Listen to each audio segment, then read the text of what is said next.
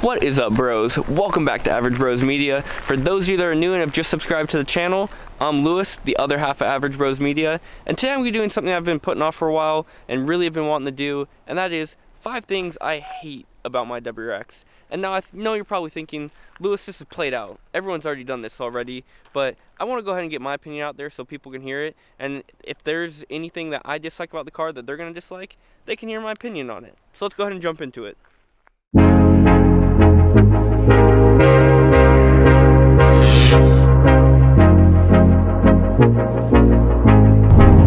Alright, you guys, so before we jump into it, I just want to reiterate, these are all my own opinions that I formed over on the car over my 2.5 to 3 years of ownership. So don't take this in any way that these are things wrong with the car, because it may differ for you. You may have a different opinion. But I just want to get my take out there because I definitely didn't do as much research as I should have when I went out and bought the car. I would have liked to have known these things before I purchased it, but if you've been with us from the beginning, you'll know I got a really good offer on the car because it came into a dealership that I was currently working at on a trade-in, and I got an offer I just couldn't refuse. So definitely in the future we'll do more research before I purchase another car, but I just wanted to get this out there for anyone else who might be researching about buying an 11 to 14 WRX so they can form their own opinions before they go and buy the car. So let's go ahead and jump into it. First thing that I find wrong with this generation is gotta be the trunk hump. And if you own an 11 to 14 WRX, you'll know exactly what I'm talking about. In the rear trunk, there's about maybe a foot and a half of a lower level of trunk before it ramps up to a second level. And now if you're like me and you like to have better sound system than the stock sound system, you probably put a subwoofer in your trunk.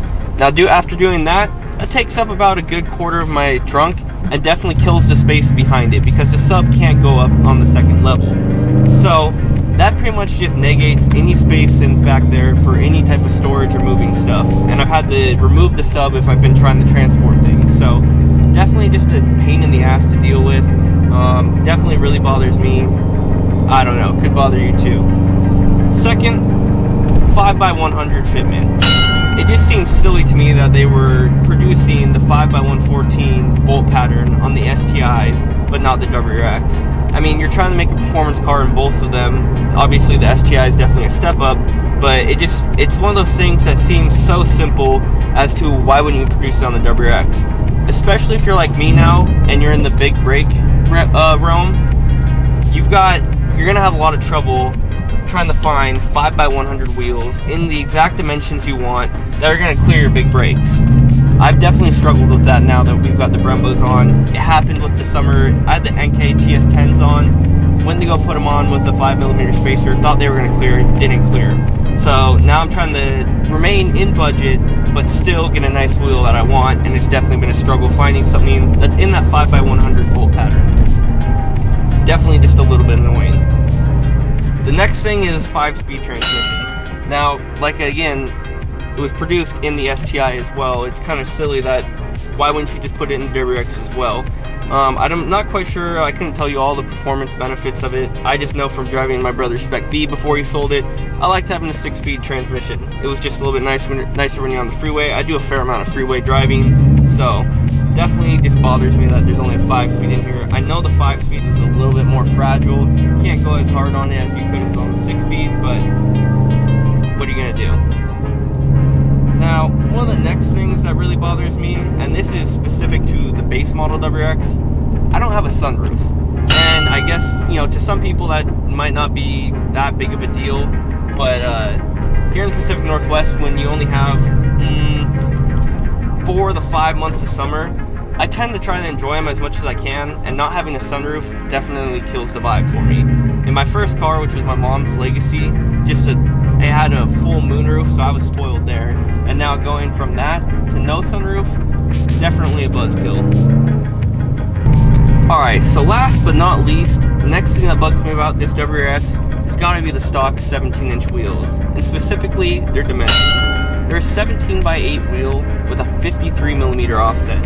Now, that is just an extremely bad setup for this car, and not performance-wise, because it does perfectly fine. I've got it on winter tires right now, but more aesthetically, that's just a bad setup for this car.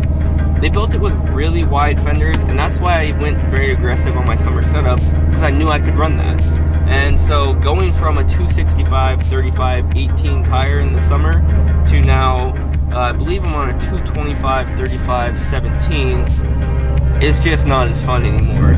But that being said, I wouldn't run my summer setup in the winter anyway, because no point in trashing my summer tires and summer wheels in this gnarly condition. I mean, it's wet all the time here in Seattle, so it's also part to do to where I live, but I felt like they could have done a little bit better on their wheel setup, and it seems like it hasn't really changed much, as people seem to hate the new generation WRX wheels just as much as they hate these ones. At least mine are aesthetically a little bit more pleasing of a design.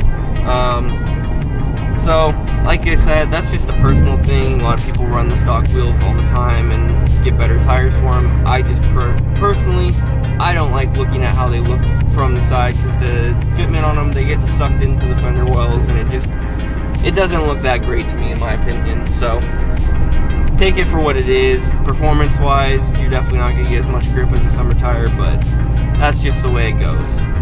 Alright, so I'm going to throw you guys a couple free bonus things I just like about the car as well.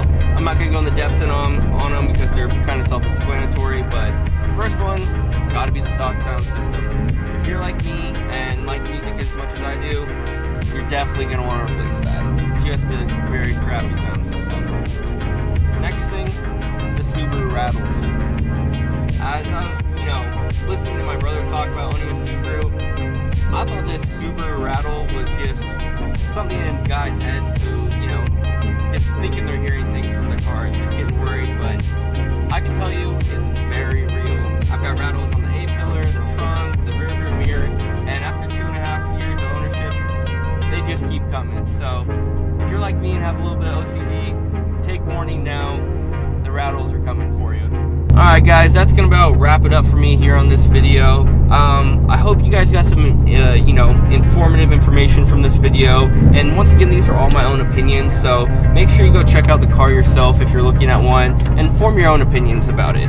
But I just want to put this video out there for anyone who might be looking at buying an 11 to 14 WRX, just so that way you know what to look for if you're interested. Because I definitely didn't do the research I should have done when I went out and bought my car. But I hope that in some way this was helpful for you. I'm thinking I'm going to produce another video on 5 things I love about my WRX, because there's a lot of things I do love about it as well, but I just want everyone to know everything about the car before they go out and buy it themselves. So I hope you guys enjoyed this video. If you did, please hit that like button. If you're not already subscribed, please smash that subscribe button, and we'll see you guys next time.